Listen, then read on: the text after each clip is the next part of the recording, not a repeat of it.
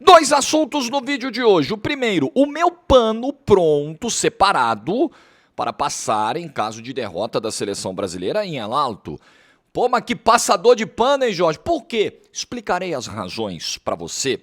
Segundo assunto, o desabafo de Romeu Tuma Júnior. Olha, vocês ficam falando que é só o Corinthians que não paga, cartão corporativo só tem problema aqui, não é possível que nos outros clubes não tenham. A velha estratégia de olhar para o vizinho. Para de olhar para o quintal do vizinho, olha para o seu primeiro que tá todo zoado. Like no vídeo, se inscreve, ativa o sininho, rumo a 440 mil inscritos.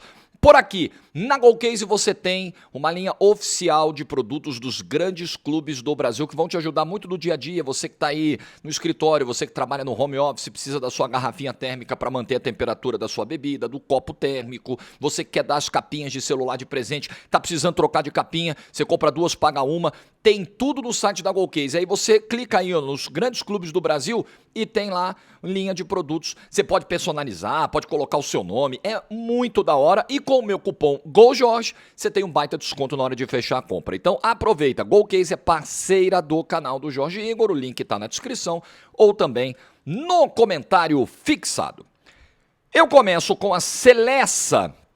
Graças a Deus está acabando a data FIFA, graças a Deus, obrigado Senhor, graças a Deus, porque é difícil, cara, o períodozinho ruim de assunto. Até Taylor Swift esteve aqui do canal no último sábado, com uma surpreendente audiência, inclusive, mas não era Taylor, né, era jornalismo, era o desdobramento da não ida dela, da frustração que a não ida dela da Neoquímica Arena gerou no jogo da NFL. Então vamos lá, hoje o Brasil pega a Bolívia. Em El Alto. O Brasil nunca foi lá. O Brasil já foi à altitude boliviana várias vezes, mas o Brasil ia até no máximo La Paz, que é 500 metros mais baixo. Pra você ter uma ideia, o aeroporto, quando você vai para La Paz, ele fica em El Alto. Então você desce em El Alto, né? 4.100 metros, e aí você tem que descer um morro de 500 metros para chegar em La Paz. Então El Alto é muito alto. O nome é fantástico, inclusive. E lá, a Bolívia ainda não perdeu na eliminatória. Não sei se você tem esse número, esse dado. É o seguinte, a Bolívia começou a eliminatória mandando jogos em La Paz, como ela sempre fez, no Hernando Siles. Tomou duas piaba, uma da Argentina e uma do Equador. Aí os bolivianos falaram, peraí, vamos subir um pouquinho mais para El Alto. Tem o estádio lá do Always Ready, que foi inclusive remodelado, não tinha refletores, colocaram os refletores, fizeram uma campanha em 2024 para que o Always Ready pudesse jogar as partidas das competições internacionais, Libertadores, Sul-Americana, na casa dele, porque o que acontecia? O Always Ready, ele tem torcida em El Alto. E ele precisava descer para La Paz para jogar no Hernando Siles, um estádio enorme com 1.000 pessoas, 2.000 pessoas, porque a galera não ia para La Paz ver o jogo. Então, o estádio lá é menorzinho, 22 mil, é o time da cidade, todo mundo comprou a ideia, reformaram, deram um tapa no estádio, e aí o Always Ready pôde mandar as competições internacionais lá e, consequentemente, a seleção boliviana também pôde se mudar para lá. Pô, vamos, tá feia a coisa aqui em La Paz, ó, não é alto o suficiente para nós. Vamos subir mais um pouquinho, E aí, olha a diferença de números, o GE fez esse levantamento hoje aí, ó. A Bolívia nas eliminatórias. Em La Paz, jogou duas partidas, como eu disse aqui, perdeu as duas. Marcou um gol e sofreu 5. A partir do momento em que a Bolívia foi para El Alto, a Bolívia ganhou 4 jogos, empatou 2, não perdeu nenhum, marcou 11 gols nesses 14 jogos. Nesses 14 jogos, não. Nesses 6 jogos, é uma média de quase 2 gols por jogo, e sofreu apenas 2 gols. Então, desde que a Bolívia subiu para El Alto, ela não perdeu mais na eliminatória. 14 dos 17 pontos que a Bolívia tem na eliminatória foram somados em El Alto. Os outros 3 foram em Santiago, quando ganhou do Chile fora de casa. Só para você ter uma ideia. Irmão, é outro mundo, é outra parada. A Bolívia, tecnicamente falando, não tem comparação com o time... Não é, hoje é o time B, provavelmente, que vai a campo do Brasil, né? Com Alisson, Vitinho, seria o Wesley, mas o Wesley sentiu ontem no treino. Quando eu fiz o vídeo ontem, eu ainda não sabia da lesão do Wesley, do problema físico do Wesley. Então é Alisson, Vitinho, Alexandro, Fabrício Bruno e Caio Henrique, Guimarães, Andrei, Paquetá, Luiz Henrique, Samuel Lino e Richarlison. Esse é o time B. Mas se o Brasil fosse com o time C hoje, com o time D, com o Sub-21, Sub-23, ainda assim, tecnicamente falando, não dá pro cheiro a Bolívia, não dá pra comparar. A Bolívia é muito fraca, muito frágil, muito ruim. Vive o seu pior momento. Né? Bolívia que se classificou em 94, vocês lembram? Aquela geração de Echeverri, de Valdivieso, aquele era um time interessante, que também tinha o fator altitude, que impôs ao Brasil em 93 a primeira derrota nossa na história das eliminatórias. Foi a primeira vez e única que a Bolívia classificou para uma Copa. Porque quando ela jogou lá atrás, em 30, 50, ela teve país desistindo, ela foi convidada e tal. Passando por um processo de eliminatória, classificação via eliminatória, no campo, só 94, com aquela geração. Essa é infinitamente inferior àquela. Só que a altitude ainda é um negócio que pesa. Claro que hoje todo mundo desenvolveu técnicas para lidar melhor com a altitude, né? A preparação física, a fisiologia, tudo isso melhorou muito. Você tem estratégias para minimizar os impactos, mas ainda assim é um fator que desequilibra a favor da Bolívia. Não tem jeito.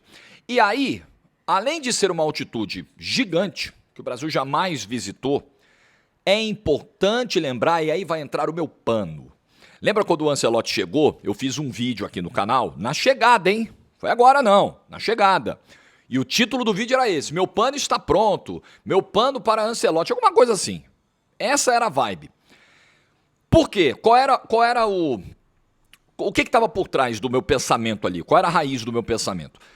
Tá chegando um cara de outro país, que está aprendendo a falar nosso idioma, que está conhecendo o nosso futebol, nossa cultura e tal, faltando um ano para a Copa do Mundo, pegando um ciclo, desculpa o termo escatológico na hora do seu almoço, completamente cagado da seleção brasileira, completamente zoado, para tentar botar o carro nos trilhos.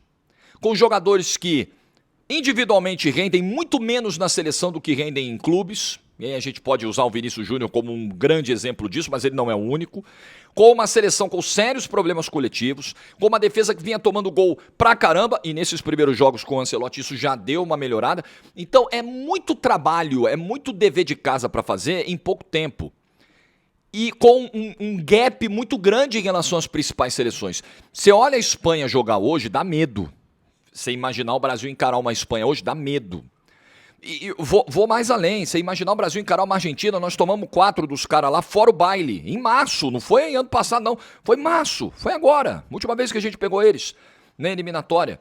O drama maior não é nem o fato da gente não estar conseguindo competir com os europeus, até porque a gente se bate muito pouco com eles, né? Se mede muito pouco com eles. A gente não consegue jogar amistoso com eles. Tomara que em março venham boas seleções europeias para o Brasil enfrentar. Tomara. Porque pelo menos 12 já vão se classificar agora em novembro para a Copa do Mundo, então em tese elas vão ter uma data FIFA tranquila em março, liberada em março, para fazer amistosos. Então, aí é dever de casa da dona CBF. Dona CBF, aí a senhora precisa arrumar adversário de peso para o Brasil em março. A cobrança tem que ser nesse sentido. Tem que ser.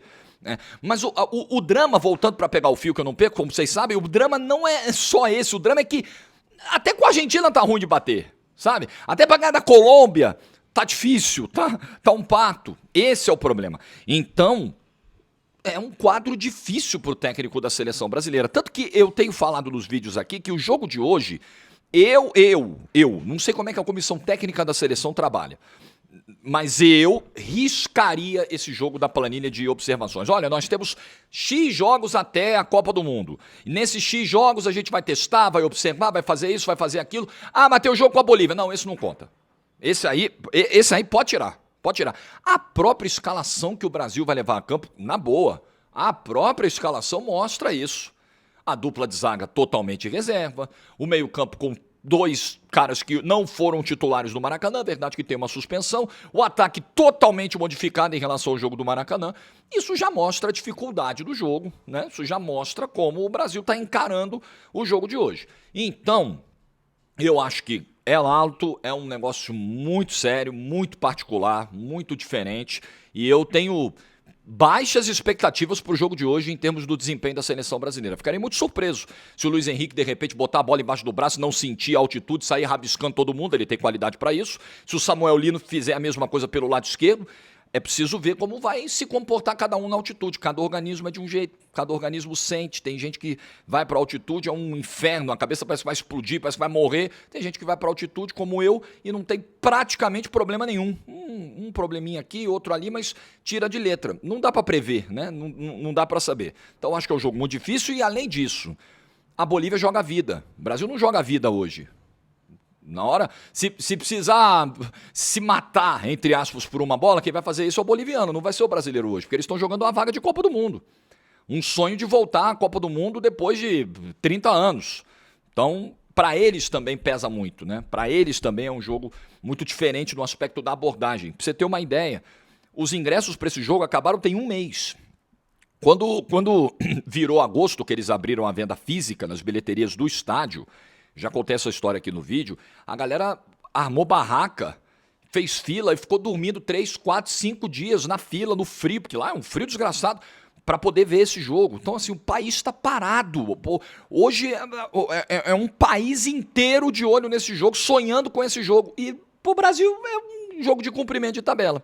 Então, para amanhã, no vídeo de hoje, independentemente do que for a apresentação do Brasil, o meu pano estará aqui. Eu não conto com esse jogo, em hipótese alguma.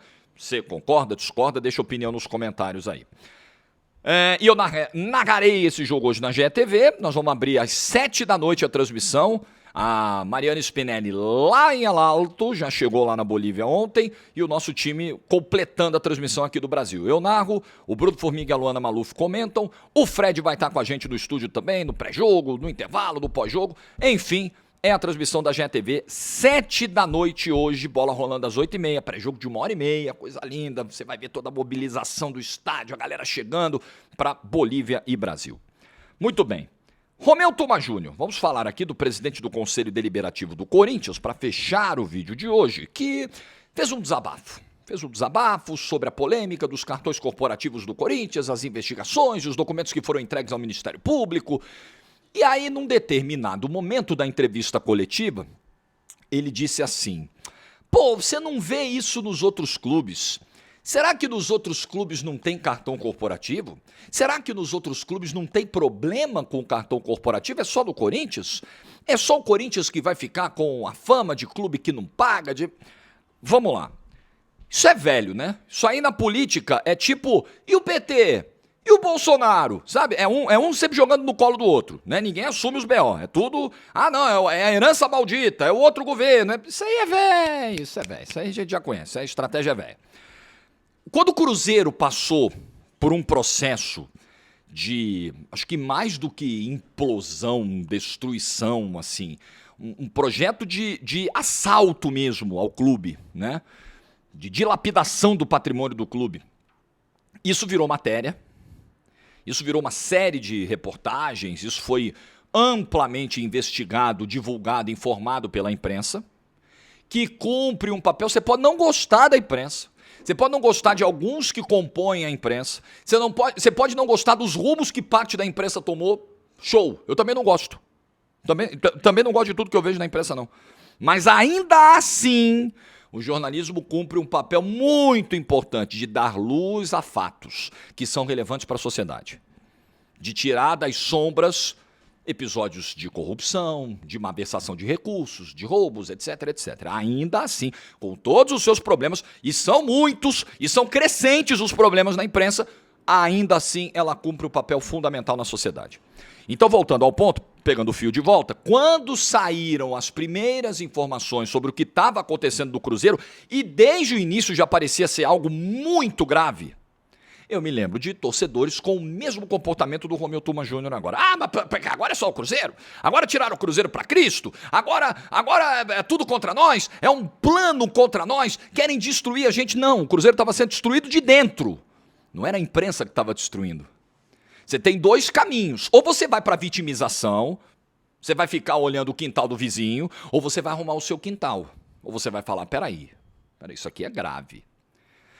Romeu Tuma, ser grande, gigante como o Corinthians é, gigantesco, descomunal, tem ônus e bônus.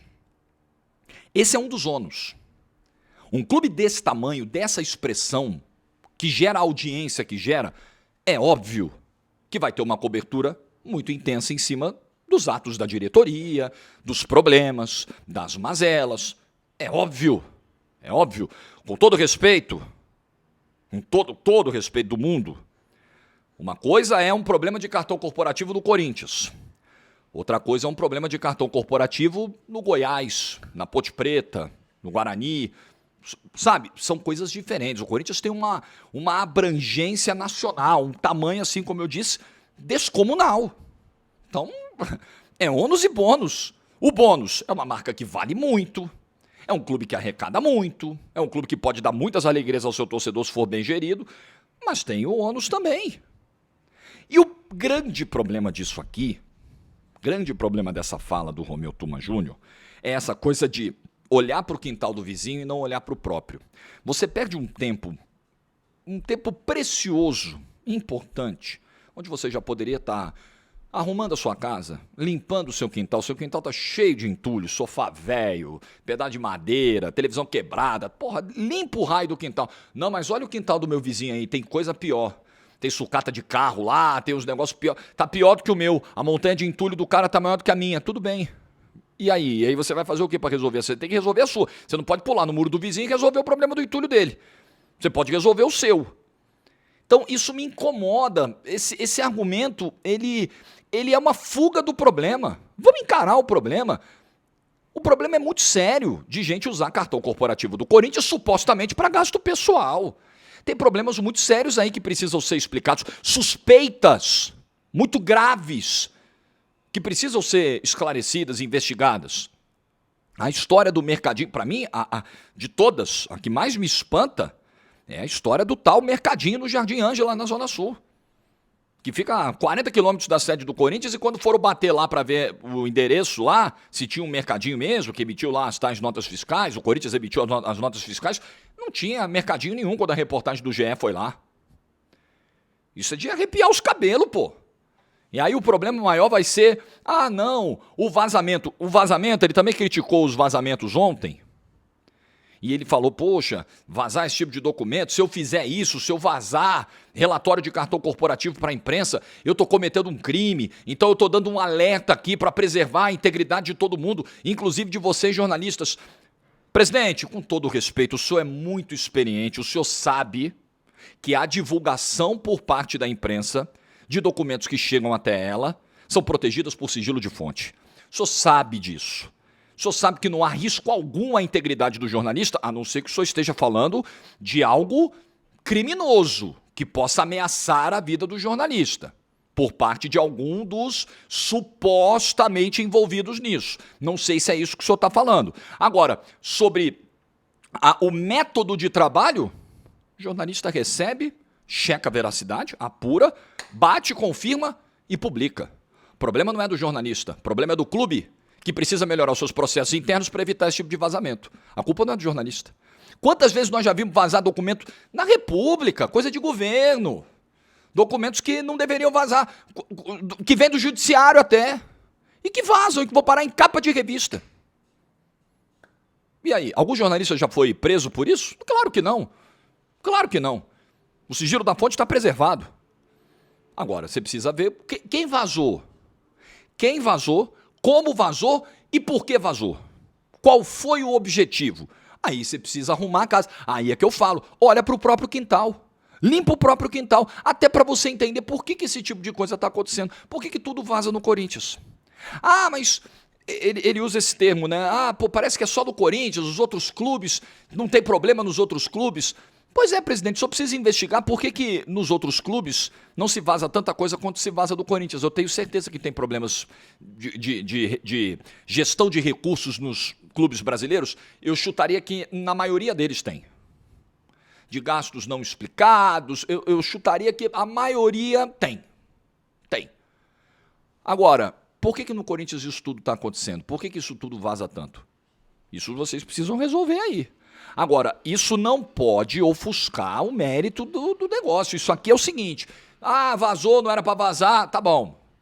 Nos outros clubes não falam, tem que falar mais, tá bom. Mas você tem um problema. Existe uma investigação sobre algo muito sério. Então esquece, cara. Esquece o vizinho. Esquece. Enquanto o Corinthians, esse é um alerta que eu tenho dado em todos os vídeos aqui. Enquanto o Corinthians não acordar pra vida, não cortar na própria carne, não entender que ele tem que parar de olhar pro quintal do vizinho, que ele tem um dever de casa dificílimo pra fazer, nada vai andar. Esse tipo de desabafo, de entrevista do presidente de conselho. Aliás, o senhor fala, presidente, com todo respeito, que, poxa, tem que ver nos outros clubes, porque nos outros clubes não é assim. Nos outros clubes não tem presidente de conselho falando tanto quanto o senhor. Isso também precisa ficar dito aqui. Quantos presidentes de conselho, veja aí, do São Paulo, do Palmeiras, do Flamengo, do Atlético Mineiro, do Cruzeiro, do Grêmio, do Inter, quantas vezes eles dão coletiva, sabe, falam, você quase não vê. Então, presidente, arruma a casa, arruma a casa. O momento do Corinthians é de falar menos e trabalhar mais. E trabalhar muito, e trabalhar sério, e trabalhar jogando limpo com o torcedor. Trabalhar sem prometer milagre. Trabalhar mostrando que o trabalho vai ser duro e longo. E preparar o torcedor para isso. Coisa que muito dirigente também não gosta de fazer, não tem coragem de fazer.